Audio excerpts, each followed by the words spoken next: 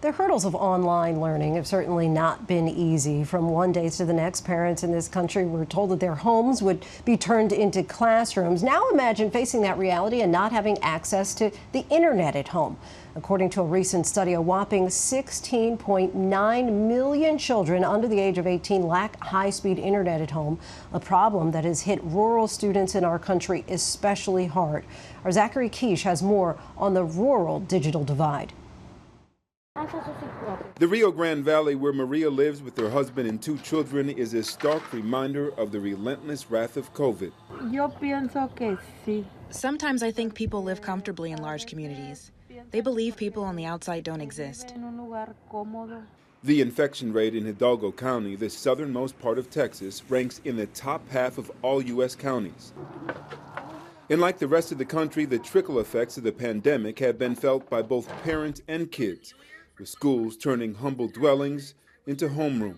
I pledge allegiance to the flag. Maria is a 12-year-old 7th grader, and her 9-year-old sister, Juanita, is a 4th grader. The girls are feeling disconnected both socially and digitally.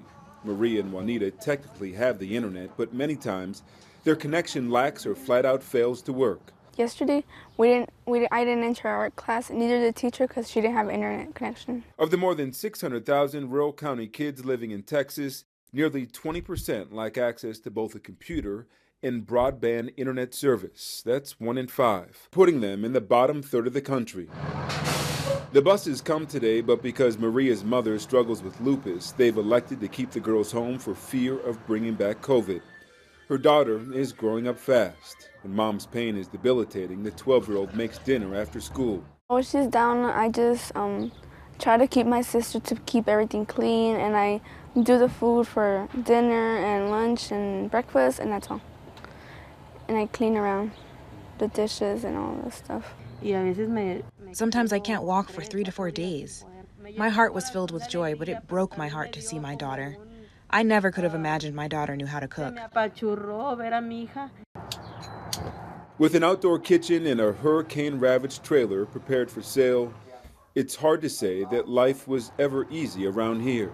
94% of our students pretty much they qualify for free and reduced lunch, so the majority of our students live in poverty. Much like the Colonias where Maria lives, the digital divide is persistent in the nearby town of Donna, Texas. When I talk with other superintendents, not just in the valley, but across the state of Texas, they all seeing higher failure rate.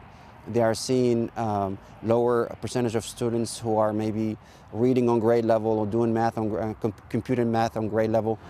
Led by an innovative superintendent in the midst of the pandemic, the Donna Independent School District made the dramatic and unconventional decision to build multi-million-dollar internet towers and provide free internet access to more than 14,000 students who otherwise wouldn't have it.